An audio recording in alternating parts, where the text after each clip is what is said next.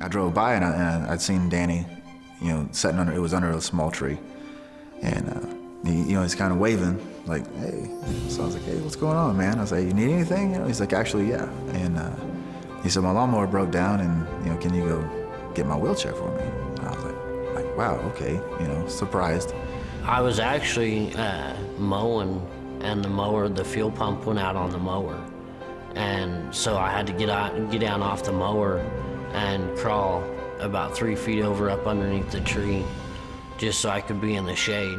He said, I've been sitting here for probably like 2 hours or whatever. He tried to call his boss, tried to call his boss's wife, contacting anybody and couldn't get a hold of anybody really. He went and got my wheelchair and held it while I got up in my wheelchair, pushed the mower. It was probably about 15, 20 feet through the grass and up through a ditch and out in the road. And I went down and backed my Blazer and my trailer up, and then he pushed it up on the trailer and got it loaded up on the trailer for me. He was thankful. He wanted my name. He'd been asking my name, and he told me that there was no point in doing that. I was like, it's no big deal.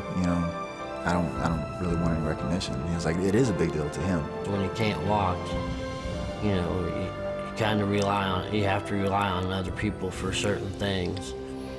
He's like, if I would have had to get back to my truck, he's like, that was another 100 yards away. He said, if I would have had to low crawl, he said, I would have had a heat stroke by the time I got there. Getting to that point of either having to crawl and try to fight the heat or just sit there and hopefully you don't run out of water. He said, he'd been out there for a while and probably 3 or 4 cars drove by and everybody thought the same thing, like, hey, he's probably out here just taking a break. I didn't think nobody was gonna help me.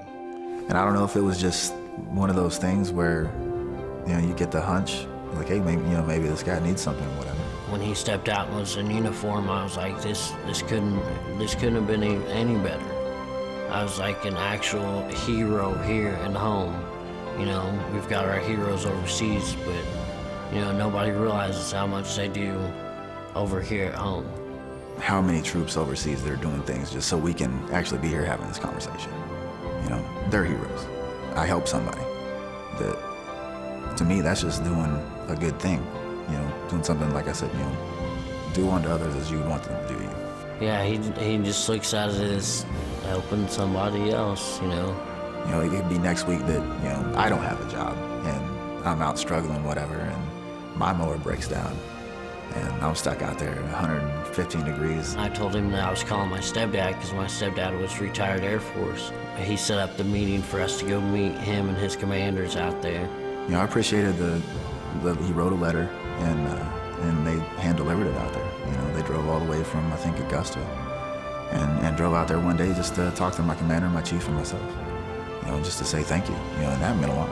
He don't know really how much it meant to me for him to stop and help me, and he's a great guy.